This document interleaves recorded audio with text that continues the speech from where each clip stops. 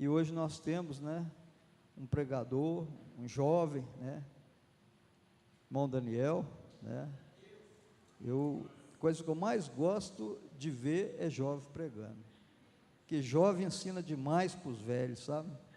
É mesmo, eles têm uma cabeça, foi isso é cabeça de, não pode, eles guardam tudo na cabeça, e a gente aprende muito com a jovem. Mas é por quê? Porque são jovens que estão buscando o Senhor, né? Jovens que têm compromisso com o Senhor. Mas, né, é um homem de Deus que, né, tem a unção sobre a vida dele, né? Mas vamos fazer uma oração para ele, né? Para que Deus possa, né, estar sustentando ele aqui e que, né, ele venha trazer para nós aquilo que é do agrado de Deus, né? Senhor, nosso Deus e nosso Pai, eis aqui, Senhor, um varão escolhido por Ti, Senhor, que nessa noite, Senhor, está aqui, trazendo a palavra do Senhor a esta igreja, Pai. Esse varão, Senhor, que tem comprometido cada dia com o Senhor, e nós podemos ver, Senhor, é visível, Senhor, a unção do Senhor sobre essa vida, Pai. E nós te pedimos, Espírito Santo de Deus, que o Senhor venha trazer a memória dele, Senhor, aquilo que o Senhor deseja, Senhor, para a tua igreja, Pai. Senhor, em nome de Jesus, Senhor, nós abençoamos a vida do Daniel neste momento. Amém. Glória a Deus.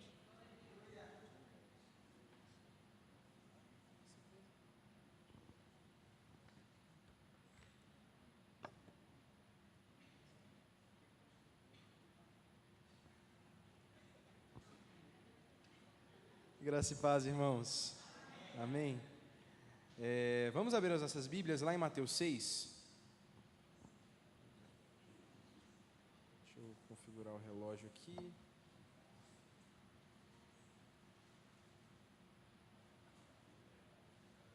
Mateus 6, deixa eu abrir a minha aqui também. A gente hoje está sem projeção, então vou ter que correr com os irmãos pela Bíblia mesmo, do jeito que os antigos faziam, Bíblia de papel.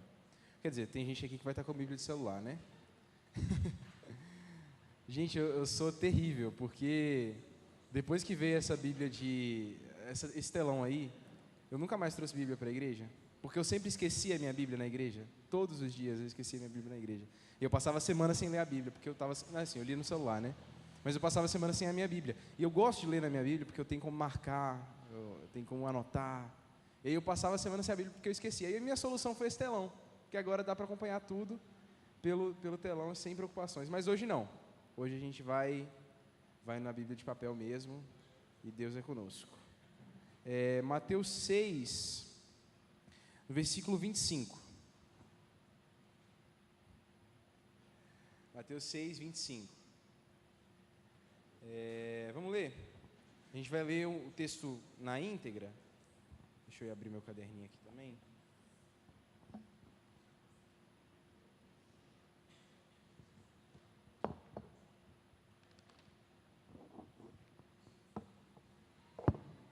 Isso. Diz assim: por isso digo a vocês, não se preocupem com a sua vida. Você pode olhar para a pessoa que está do seu lado e dizer assim: não se preocupe. Um tom bem sério assim: não se preocupe. Não se preocupem com a sua vida, quanto ao que irão comer ou beber, nem com o corpo, quanto ao que irão vestir. Não é a vida mais do que o alimento, e não é o corpo mais do que as roupas? Observem as aves do céu, que não semeiam, não colhem, nem ajuntam em celeiros. No entanto, o Pai de vocês que está no céu as sustenta. Será que vocês não valem muito mais do que as aves? Quem de vocês, por mais que se preocupe, pode acrescentar um côvado ao curso da sua vida? E por que se preocupam com o que vão vestir? Observem como crescem os lírios do campo. Eles não trabalham, nem fiam. Eu, porém, afirmo a vocês que nem Salomão, em toda a sua glória, se vestiu como qualquer deles. Ora, se Deus veste assim a erva do campo, que hoje existe e amanhã é lançada no forno, não fará muito mais por vocês, homens de pequena fé? Portanto, não se preocupem, dizendo: que comeremos, que beberemos, ou com que nos vestiremos? Porque os gentios é que procuram todas essas coisas. O Pai de vocês, que está no céu, sabe que vocês precisam de todas elas. Mas busquem em primeiro lugar o reino de Deus e a sua justiça, e todas essas coisas lhes serão acrescentadas. Portanto, não se preocupem com o dia de amanhã, pois o amanhã trará os seus cuidados. Basta ao dia o seu próprio mal. Vamos orar mais uma vez? Senhor, nós estamos aqui diante da Tua palavra. Deus, e sabemos que toda vez que a Tua palavra é lida, há uma mesa farta posta diante de nós, há uma porção da parte do Senhor preparada para nós. Eu peço que a Tua palavra hoje venha penetrar naquele lugar do nosso coração, que vai além do nosso consciente, do nosso raciocínio, que vai além da nossa mente, pura e simplesmente, mas penetre nos nossos afetos, penetre nas nossas emoções, nas nossas profundezas, Pai. Meu Deus, e que venha causar efeito. Que a Tua palavra seja essa espada de 2 gumes, que entra na divisão da alma e do espírito. Meu Deus, que o Senhor nos dê sabedoria espiritual e entendimento para poder compreender aquilo que o Senhor quer nos falar hoje, em nome de Jesus, amém. Amém, meus irmãos, esse é um dos meus textos preferidos da Bíblia. Se fosse eleger assim um ranking de textos, esse com certeza estaria nos primeiros. Para contextualizar os irmãos, o tema da mensagem de hoje, Dan, é não se preocupe, não se preocupe, com exclamação no final. O texto que a gente está lendo hoje é o texto do Sermão do Monte. Não sei se os irmãos estão familiarizados, eu acredito que sim, com essa porção das Escrituras. Foi um momento em que Jesus subiu a um alto monte. Quem é que já viu The Chosen? A série. Pois é, você viu esse evento na série bem didaticamente, né, bem bonitinho lá. Ele sobe num monte e ele reúne os seus discípulos, mas não só os seus 12 discípulos, ele reúne os seus seguidores, aqueles que queriam ouvir a sua palavra, e ele começa a pregar para eles. E aí são 3 capítulos da Bíblia, começa lá em Mateus, deixa eu confirmar aqui, Mateus 5, e vai até Mateus 7, isso, são 3 capítulos de sermão. E o que Jesus faz nesse sermão? Ele faz algumas coisas, mas pelo menos 2, ele combate pelo menos 2 pensamentos nesse sermão. Ele combate o pensamento religioso em primeiro lugar, e ele combate o pensamento pagão em segundo lugar. O pensamento religioso, o pensamento pagão. Como ele combate o pensamento religioso? Se você for para trás no texto, você vai ver que Jesus ele pega alguns dos mandamentos, lá da Torá, lá dos 10 mandamentos, e ele começa a falar: vocês lembram do que foi dito? Vocês lembram do que está escrito na lei? Pois é isso que vocês acham que é o certo fazer, né? É isso que vocês acham que é o certo, mas eu quero trazer o entendimento completo, eu quero trazer a plenitude disso aqui. Então, por exemplo, ele diz: não foi escrito na lei que não se pode adulterar? Beleza, vocês fazem isso, vocês não adulteram, tá jóia. Mas eu quero ir além. Se você olhar para uma mulher com intenção impura, você já pecou no seu coração. Então o que Jesus faz? Ele pega um pensamento que era o religioso, que era aquelas pessoas que misericórdia, aquelas pessoas que se achavam muito boas por causa, deixa eu colocar no silencioso.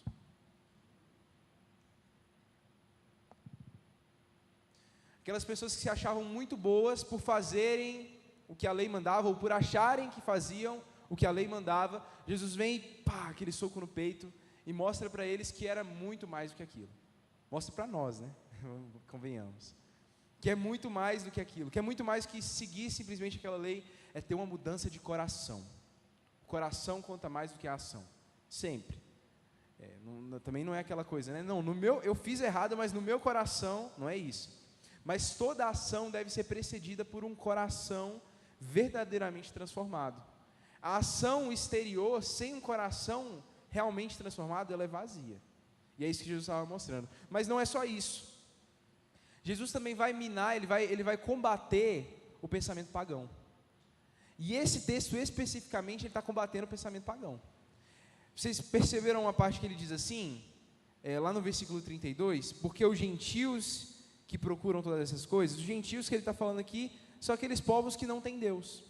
A essa altura do campeonato, a gente tem que entender, nós somos gentios, todo mundo sabe disso, né? Nós não somos judeus, Eu acredito que não tem nenhum judeu aqui.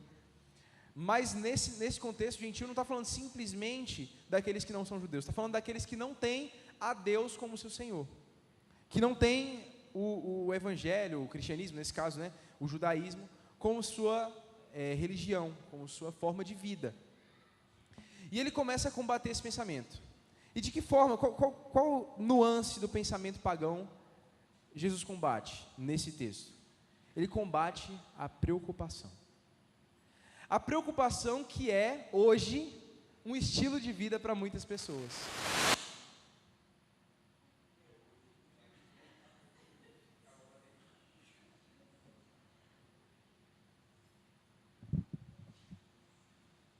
A preocupação que é, hoje, um estilo de vida para muitas pessoas. Meus irmãos, parece que se você não for preocupado hoje, você está vivendo errado. Quanto mais as metrópoles elas vão crescendo, e aí os empregos eles vão se tornando com cargas horárias mais extensas, e aí você começa a parecer que quem se preocupa mais é mais importante, né, na nossa sociedade.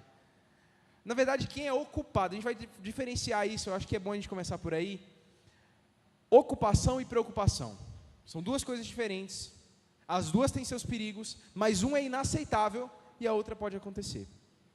Você pode ser ocupado, tá? Você como cristão, você pode, e até em um certo aspecto deve ser ocupado, mas nunca preocupado.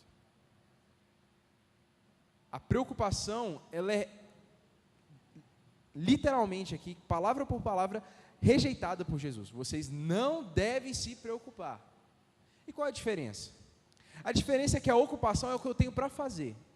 Você pode, por exemplo, acordar às 5 da manhã, tomar o seu café preto, ir para o trabalho, chegar em casa, depois de uma longa jornada de trabalho, e às vezes você vai para a faculdade depois, tem gente que vai para a faculdade depois, ou você vai resolver mais coisas do trabalho. Quem é autônomo aí, eu acho que deve sofrer bastante com isso, porque chega em casa do trabalho e tem que trabalhar, né?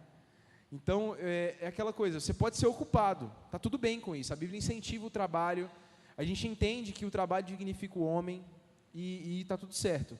O problema é quando eu deito a cabeça no travesseiro, e aquilo não me larga, e aquela realidade do meu dia não me larga mais, fica ali no fundo da minha cabeça, martelando, e às vezes eu perco o sono, perco algumas horas de sono, aí eu acordo no outro dia, e de novo, estou preocupado com aquilo, eu estou pensando naquilo, eu estou me ocupando. A preocupação é o que, gente? Pela raiz da palavra, é uma ocupação que vem antes do tempo, certo? É uma ocupação que vem antes da hora. E por que vem antes da hora? Porque a preocupação normalmente gira em torno de coisas que a gente não pode resolver na hora, né? Se a gente pudesse resolver, não seria uma preocupação, seria uma ocupação. Eu vou lá e faço. Mas a preocupação normalmente é algo que está além da minha capacidade. E aí, como eu disse, parece que na nossa sociedade, se você não for ocupado, né, você já percebeu como é que as pessoas te ligam? Eu posso tomar 1 minuto do seu tempo? Porque 1 minuto do seu tempo vale muito. 1 minuto do tempo de uma pessoa ocupada vale muito. Agora, imagine uma pessoa que não faz nada da vida. 1 minuto do tempo dela, pode gastar até mais, pode me explicar, e vai. São assim que as pessoas elas lidam hoje. Você tem que ser ocupado, mas você não pode ser preocupado, jamais. A preocupação, jamais. Agora, vamos lá, é possível viver sem preocupações? Irmãos, essa é uma pergunta que eu estou tentando responder ainda. Não digo que eu já aprendi a viver sem preocupações, mas eu acho que hoje a gente vai chegar um pouquinho mais perto, se Deus assim nos permitir. Amém? Jesus ele começa a minar esse pensamento. Ele começa mostrando um problema muito grave na nossa vivência, na vivência dos discípulos que estavam ouvindo esse sermão e na nossa vivência hoje. É a hipervalorização das coisas. Se a gente for lá para o verso 25, a gente vai voltando nesse texto, diz assim: não é a vida mais que o alimento, e não é o corpo mais do que as roupas? Irmãos, é muito comum que a gente viva hoje buscando o alimento e a roupa. Talvez não seja literalmente só alimento e só roupa. Quando a gente fala de alimento e roupa aqui, na realidade de um judeu do século I, né, era tudo que eles tinham. Se ele tivesse alimentado e se ele tivesse vestido, estaria tudo bem. Basicamente, né, ele tinha que ter a moradia, mas normalmente ele já tinha uma casa, onde a família dele, um terreno onde a família dele morava. Para nós hoje é mais coisa, né? Para nós hoje a gente tem conta de água, conta de luz, conta de telefone, a gente tem a assinatura da Netflix, a gente tem carro para pagar, a gente tem financiamento, tem tudo. É muita coisa. Mas eu acho que isso se estende aqui a esse texto. A vida é mais do que isso. Essa é uma realidade que é muito fácil da gente falar, mas na prática, perceber que a vida é mais do que os bens que a gente possui, é mais do que o dinheiro que cai na nossa conta todo início de mês, isso é realmente algo difícil. É difícil, irmãos, porque a forma como nós construímos a nossa vida é em busca dessas coisas. Irmãos, eu vou contar para vocês uma coisa que aconteceu ontem. Eu estava voltando do trabalho, indo para a academia, eu faço academia no shopping, eu estava indo para o Itaú, e aí eu subi a alça, assim, que pega da Via Expressa para ir para aquela rua de trás do Itaú, e aí eu estava esperando passagem, e de repente vem alguém, pá, na minha traseira, com toda a força. E aí eu assustei na hora, assim, e aí beleza, desci do carro, o cara desceu do carro, olhamos, aparentemente, o carro dele tinha dado uma lenhada na frente, mas o meu aparentemente estava intacto. O para-choque foi, voltou, não aconteceu nada, aparentemente, seguimos a vida. Eu chego no shopping, vou conferir direitinho, vi uma rachadurazinha de nada, assim, uma coisa boba. Na hora que eu abri a mala e fui fechar, não fechou mais. Aí eu respirei fundo, falei, beleza, vou voltar para casa, não posso ficar com a mala aberta aqui no meio do shopping. Voltei para casa e nesse trajeto de casa, várias coisas aconteceram no meu interior. E eu estava com essa mensagem na cabeça, eu estava matutando nela ainda. Eu estava assim, cara, realmente, a vida é mais que isso. Mas, nossa, na hora que acontece, a gente sente, né? A gente sente. Mas aí, graças a Deus, o Senhor já estava trabalhando isso comigo. Eu respirei fundo e falei, a vida é mais do que isso. A vida é mais que o meu carro, a vida é mais que a minha roupa, a vida é mais que o meu dinheiro. Sabe, o John Piper, ele tem uma frase, ele diz assim que a gente mede a espiritualidade de alguém, a gente mede o quanto essa pessoa está vivendo na eternidade, pela forma como ela reage quando um bem dela é tomado, quebrado, extraviado. A gente vê como essa pessoa está vivendo interiormente com Deus, pela forma como ela reage a isso. A perda do bem material. E o que Jesus está dizendo vocês podem ter bens materiais, não tem nenhum problema com isso. Eu vou chamar de bens temporais, porque todos esses bens que a gente tem na nossa vida, que a gente adquire na nossa vida, eles vão passar um dia.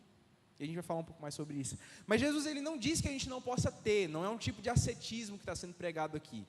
Não é você deve fazer um voto de pobreza, viver numa roça no interior, não ter nada, não é isso que Jesus está dizendo. O que ele está dizendo encare essas coisas como elas são, temporais, não são eternas, não são para sempre. Por mais que elas sejam muito valiosas ou muito importantes, porque tem coisas que aos olhos dos outros não são valiosas, mas para a gente é importante, né? Por mais que elas sejam importantes ou valiosas, tenha em mente o que realmente é mais importante. Não é a vida mais que o alimento, não é o corpo mais do que a roupa. O que Jesus está fazendo aqui é colocando uma ordem de prioridades na nossa vida. Se você puder abrir comigo lá em Lucas 12. Lucas, no capítulo 12, verso 15.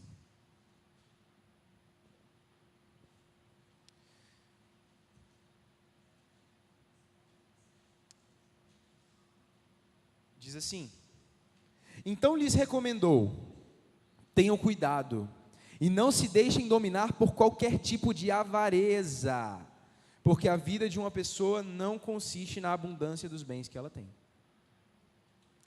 Vou repetir essa frase. A vida de uma pessoa não consiste na abundância dos bens que ela tem. E Jesus contou ainda uma parábola dizendo: o campo de um homem rico produziu com abundância. Então ele começou a pensar: o que farei? Pois não tenho onde armazenar a minha colheita. Até que ele disse: já sei, destruirei meus celeiros, construirei outros maiores, e aí armazenarei todo o meu produto e todos os meus bens. Então direi à minha alma: você tem em depósito muitos bens para muitos anos. Descanse, coma, beba e aproveite a vida. Mas Deus lhe disse: louco, essa noite lhe pedirão a sua alma, e o que você tem preparado, para quem será? Esse texto, ele mexe muito comigo, porque ele mostra justamente isso. Um homem que enriqueceu da noite para o dia, que colheu muito. E é interessante que ao invés dele repartir essa colheita que ele teve, ele falou assim: eu vou construir um celeiro maior. Eu vou fazer vou aumentar minha capacidade de ter riqueza. Eu vou abrir uma conta maior. Eu vou comprar um carro melhor. E aí o que aconteceu? Ele morreu. Foi isso que aconteceu. Ele morreu. E tudo que ele ajuntou, para quem que ficou? O que Jesus está mostrando com essa parábola? Ele está mostrando que por mais que pareça, só parece, que o bem, que aquilo que a gente pode alcançar, e até mesmo, irmãos, a gente está falando aqui, mas não tem ninguém podre de rico aqui, né? Aquele carrinho suado que a gente suou para comprar, aquela conta que a gente suou para pagar, até isso, irmãos, é transitório, é passageiro.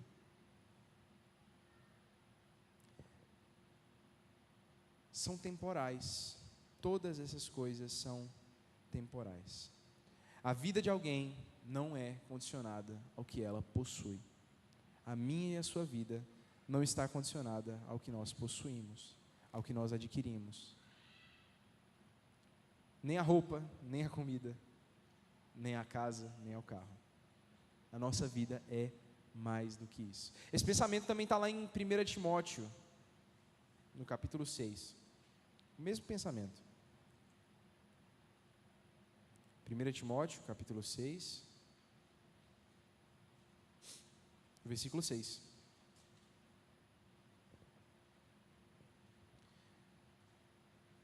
De fato, grande fonte de lucro é a piedade e o contentamento.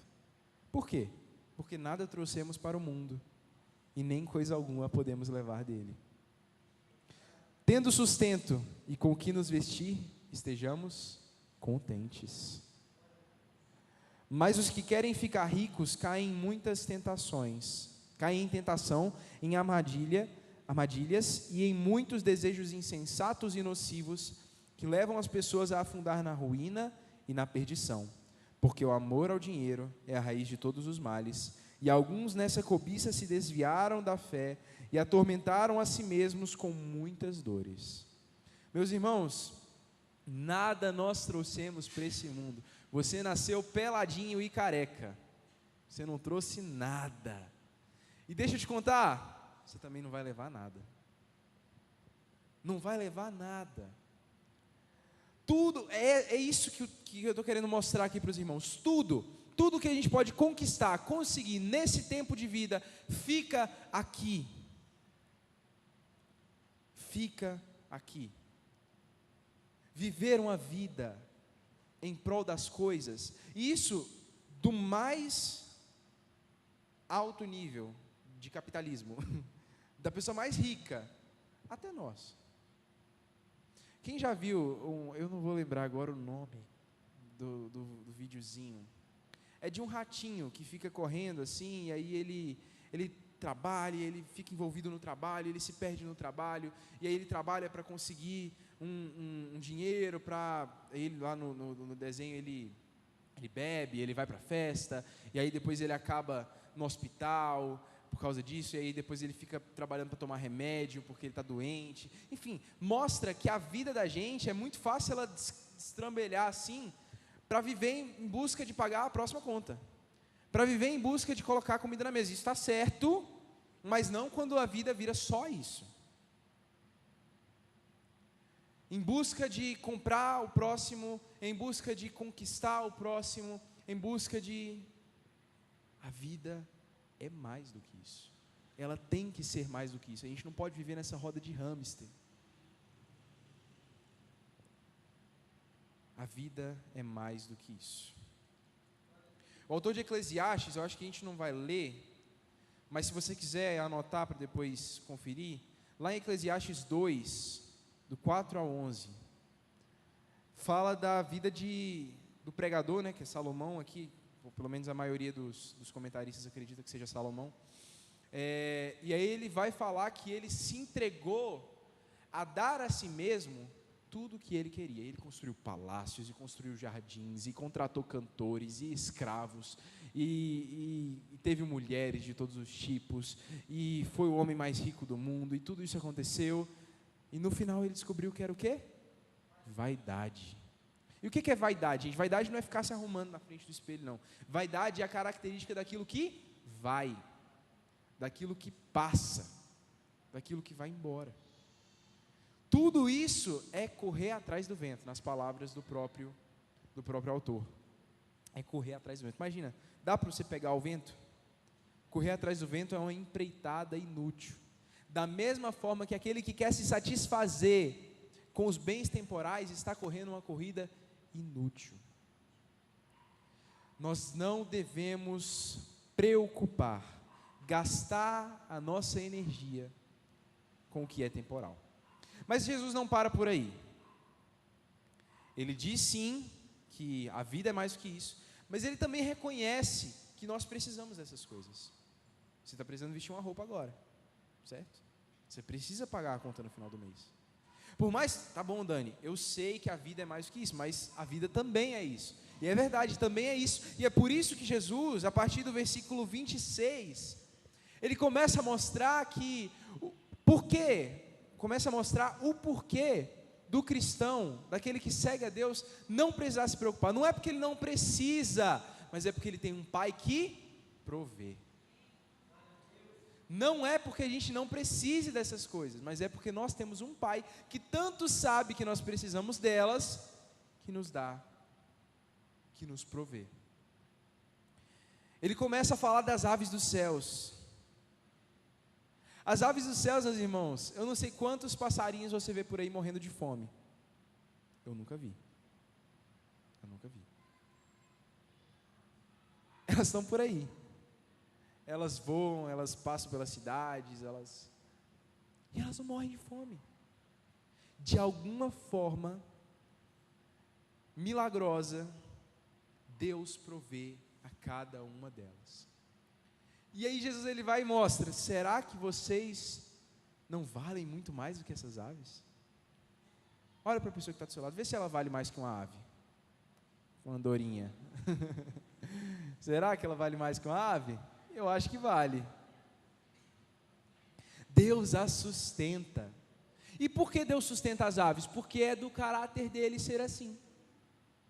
Simplesmente porque Deus Ele é provedor. Ele é Jeová Jireh, o Deus de provisão. E por ele ser assim, ele fartamente provê. Provê para as aves e quanto mais para nós. Quanto mais para nós. Ele fala também dos lírios. Não sei quem já viu um lírio. Vocês já viram um lírio? Gente, é uma coisa linda. É muito bonito. Tem aquele lírio da paz, né? Mas eu estou falando daqueles lírios orientais, aquela coisa bonita, sabe? Lá, eu vi um lírio laranja um dia desse para trás. Gente, é muito lindo. E o que Jesus está dizendo? Que por mais que Salomão, aquele cara que eu acabei de dizer que construiu palácios, que fez tudo, ele tinha muito dinheiro, mas ele, nem ele, em toda a sua glória, se vestiu como uma dessas flores. A flor passa de Salomão, e de lavada ainda. E aí a gente está preocupado com o que a gente vai vestir. Eu falo dessa vestimenta, gente, só para contextualizar aqui, talvez para a gente seja uma coisa mais boba, né? Pô, comprar roupa, todo mundo pode comprar roupa. Mas naquela época a roupa era muito cara. Era um dos bens mais caros que alguém podia ter. Era uma roupa. Tanto é que tem aquela parte da Bíblia que fala assim, se alguém te pedir a túnica, dê também a capa. Pra gente dá uma blusa, não é, mas não é isso. Roupa era caro. O que hoje é caro para nós? E que preocupa a gente? Algumas coisas são caras. Mas a grande questão aqui não é focar no quanto é caro, mas no quanto Deus é provedor, no quanto Deus é farto em dar, e no quanto a nossa preocupação, por mais que a gente se preocupe, não vai fazer diferença nenhuma. Para a gente corroborar com esse pensamento, vamos abrir em Hebreus 13, o último capítulo de Hebreus. 13:5. Hebreus 13:5. Diz assim: que a vida de vocês seja isenta de avareza, contentem-se com as coisas que vocês têm. Porque Deus disse: de maneira alguma deixarei você. Cara, isso é forte, vou repetir. De maneira alguma deixarei você. Nunca, jamais o abandonarei. Assim, afirmamos confiantemente: o Senhor é meu auxílio, não temerei o que é que alguém pode me fazer. Meus irmãos, isso é muito forte. Por mais que possa parecer, não, esse mês tudo apertou, Deus me deixou. A promessa é: eu nunca te deixarei. Eu nunca, jamais te abandonarei. Eu não estou falando aqui que Deus está prometendo uma fortuna para cada um de nós, não é isso. Mas o sustento jamais faltará. O sustento jamais faltará, porque Ele nunca nos deixará. Ele nunca, jamais nos abandonará. Ele sabe bem do que eu e você precisamos. Esse é o nosso Deus. Então vamos lá. Primeiro, Jesus mostrou que a vida é mais do que os bens temporais. Depois ele mostra para a gente que, apesar da vida ser mais do que os bens temporais, Deus é provedor até dos bens temporais. Deus é provedor.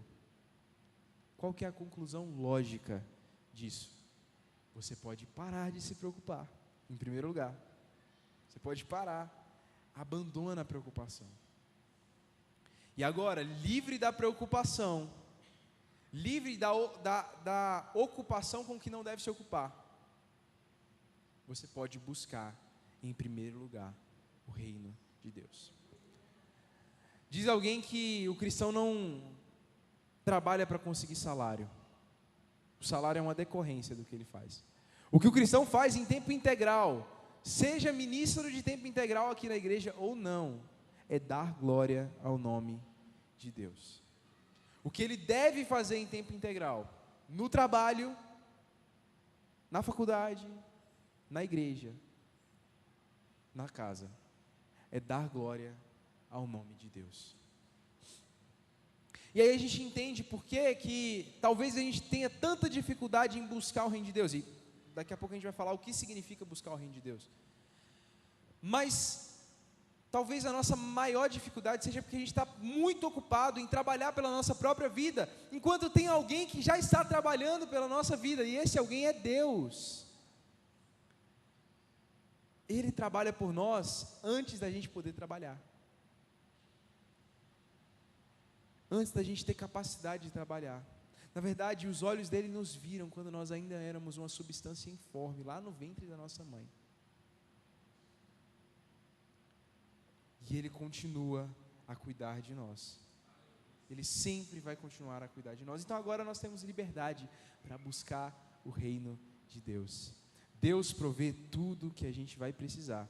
Deus proverá tudo o que nós precisarmos no caminho, se nós buscarmos esse reino, se nós formos atrás desse reino.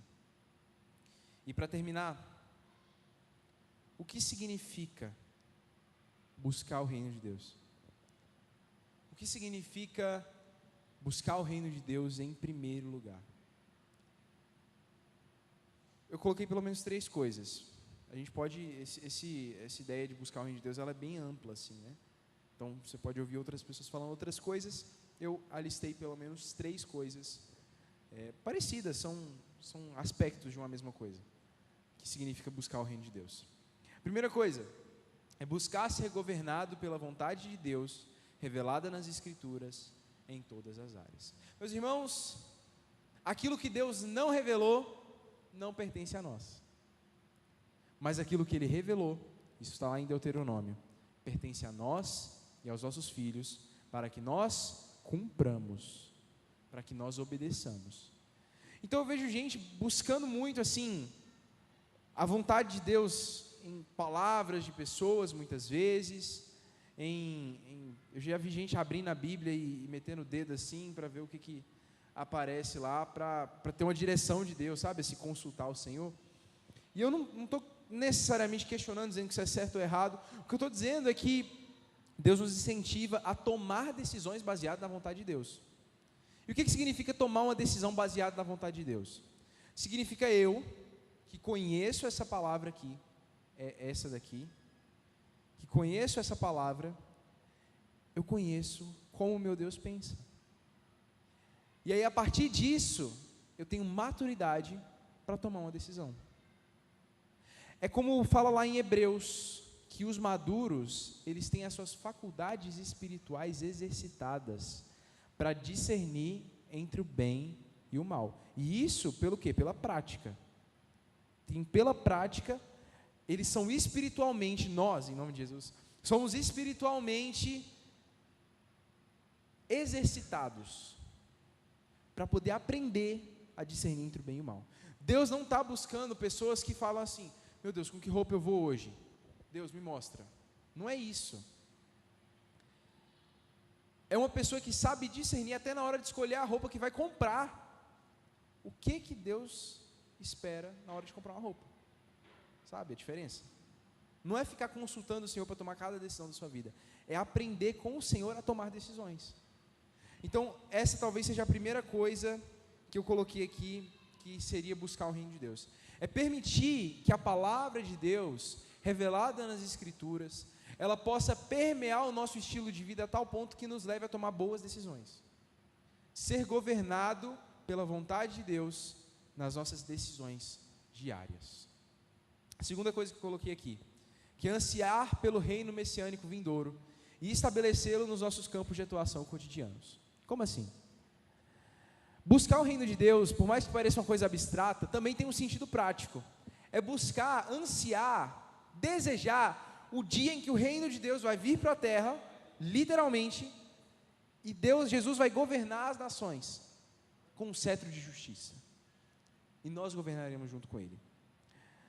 E aí, o que isso tem a ver com buscar o reino de Deus no tempo presente? Tem a ver com o seguinte: naquele dia, Jesus vai vir e vai estabelecer justiça, paz e alegria sobre toda a terra. Hoje, nós, em nossos campos de atuação, podemos estabelecer justiça, paz e alegria no tempo presente, apontando para uma realidade futura. Como isso? Cada vez que você faz um trabalho honesto na sua empresa, você está apontando para um reino de justiça que um dia virá. Cada vez que você cuida da sua casa como deve ser cuidado, você mulher e você homem, você está apontando para o reino de Deus que virá. Cada vez que você canta Maranata e deseja o dia em que o Senhor vai voltar, você está apontando para o reino de Deus que virá. Buscar o reino de Deus é buscar essa realidade. Como seria o mundo se Deus governasse? Como seria a minha realidade se Deus estivesse com um trono aqui presente, governando? Meu trabalho, meus estudos, enfim. ansiar pelo reino messiânico vindouro, ansiar pelo dia em que Jesus voltará e governará, e apressar esse dia, trazendo essas realidades para o tempo presente. E a terceira nuance do que é buscar o reino de Deus é empreender um esforço pessoal de santificação. Eu coloquei aqui baseado nos ensinamentos do Sermão do Monte, mas quiçá de toda a Bíblia, né? Um esforço pessoal de santificação. Como eu disse no primeiro ponto, é desejar e efetivar o governo de Cristo sobre a nossa vida, sobre a minha vivência. Não só sobre as decisões que eu tomo, como eu falei primeiro, mas sobre toda a minha forma de viver. O Sermão do Monte, meus irmãos, é o reino de Deus sendo trazido de uma forma prática. Eu medito no Sermão do Monte sazonalmente, quase que mensalmente, eu venho para esse texto. Porque é a forma que Jesus explicou para os seus discípulos como um discípulo de Jesus deve viver. Como um discípulo de Jesus deve existir na terra. E aí ele fala sobre ser sal e ser luz, sobre a ira, sobre o adultério, sobre o divórcio, sobre o juramento, sobre a vingança, sobre o amor aos inimigos, sobre as esmolas, sobre a oração, sobre o jejum, sobre acumular tesouros no céu, sobre não poder servir a dois senhores, sobre as preocupações que nós estamos falando agora, sobre a oração, sobre os falsos profetas, sobre quem entra no reino dos céus. Tudo isso, todas essas realidades, todos esses ensinamentos,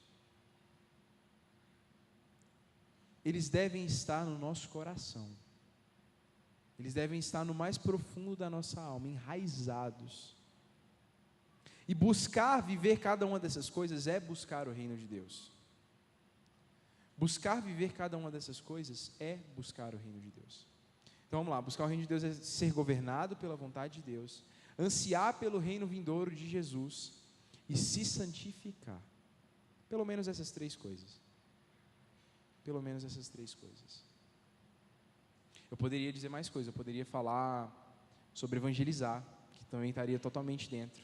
Buscar o reino de Deus é evangelizar, é trazer pessoas para o reino de Deus.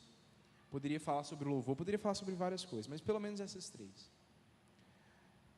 Recapitulando, a nossa vida é mais do que aquilo que a gente possui. Deus nos chama para um estilo de vida sem preocupações. Sabe por quê? Porque Deus provê. Porque Deus é o nosso Pai provedor. E agora, livres das preocupações, nós temos liberdade para viver e buscar o reino de Deus e a sua justiça sobre nós. E ter a certeza, no final de tudo isso, que todas as demais coisas nos serão acrescentadas. Vamos orar? Queria que você ficasse de pé.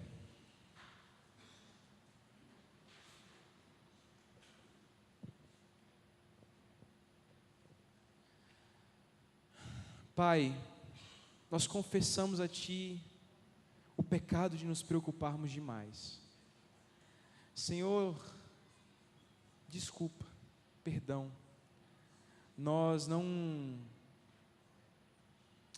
fomos ensinados a viver assim, de preocupação em preocupação, de ansiedade em ansiedade.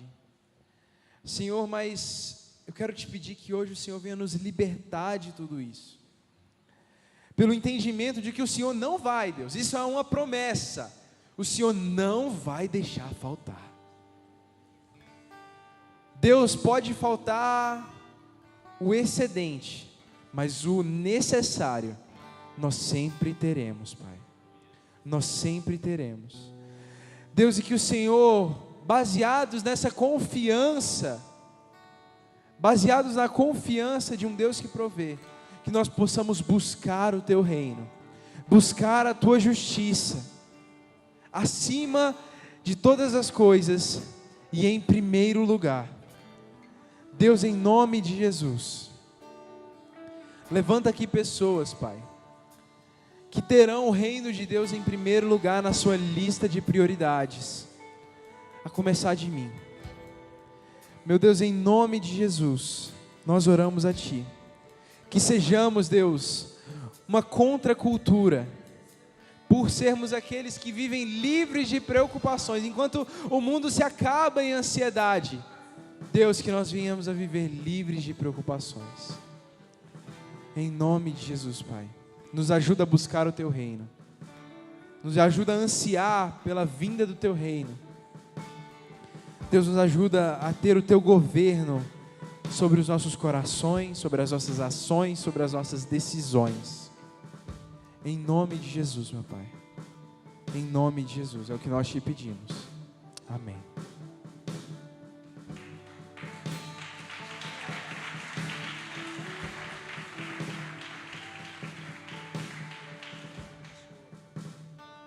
Glória a Deus. Uma palavra, né, que chega num tempo, né, muito oportuno, né, onde o que a gente mais vê, né, são pessoas preocupadas, ansiosas, né. Mas uma coisa nós aprendemos aqui nesta noite: Deus preocupa com você. Deus preocupa comigo. Deus se importa comigo, importa com você. Nós somos muito importantes para Deus. Amém? A nossa palavra agora é de agradecimento ao Senhor. Vamos agradecer a Deus, né, por essa palavra. Senhor, nosso Deus, nosso Pai querido, Deus poderoso, que palavra maravilhosa, Senhor, nós ouvimos do Senhor. Ouvimos aqui o Senhor nos falando que o Senhor importa conosco, Senhor, e o Senhor quer cuidar de nós da melhor maneira, Pai. Muitas vezes nós mesmos é que complicamos, Pai, por causa da nossa ansiedade, Senhor, por causa, Senhor, da nossa pressa de conseguir as coisas, Pai. Mas, Senhor, nós somos frágeis, nós somos, Senhor, pecadores, Pai, carecemos do Senhor, ó Pai, mas neste momento, Senhor, nós colocamos, Senhor, tudo em Tuas mãos, Senhor. Declaramos ao Senhor que nós necessitamos do Senhor para tudo, Senhor, tudo na nossa vida. Se não fosse o Senhor que tivesse do nosso lado, o que seria de nós, Senhor? Oh, Senhor, muito obrigado, Senhor, muito obrigado por essa noite, Senhor, muito obrigado por essa palavra, Senhor, muito obrigado, Senhor, pela vida do nosso irmão Daniel, esse jovem pregador, Senhor, que o Senhor levantou aqui para trazer essa palavra para nós, Senhor. Essa palavra, Senhor, ela é de muito grande valia para nós, Senhor. Com certeza, todos que ouviram aqui, Senhor, estão sendo abençoados nessa noite, Pai. E agora, meu Deus, que nós vamos para os nossos lares, que a bênção do Senhor, ela esteja, Senhor, sobre nós, Senhor. Nós vamos agora nos despedir, ó Pai. Que o Senhor nos abençoe, que o Senhor nos guarde, que o Senhor nos livre de todo o mal, Senhor, e que o Senhor esteja conosco, Senhor, em toda a nossa trajetória, Pai. Senhor, em nome de Jesus, Senhor, muito obrigado pelo que o Senhor já fez por nós, Senhor. Muito obrigado, Senhor, pelo que o Senhor ainda vai fazer por nós ainda, Pai. Senhor, nós te louvamos e te agradecemos por tudo, Pai. Em nome de Jesus, que o Senhor leve a tua igreja em paz agora, Senhor, para as nossas casas, Senhor. Que o Senhor te abençoe e te guarde. Que o Senhor faça resplandecer o seu rosto sobre ti e tenha misericórdia de ti. Que o Senhor sobre ti levante o teu rosto e te dê a paz. Em nome de Jesus. Amém. E glória a Deus.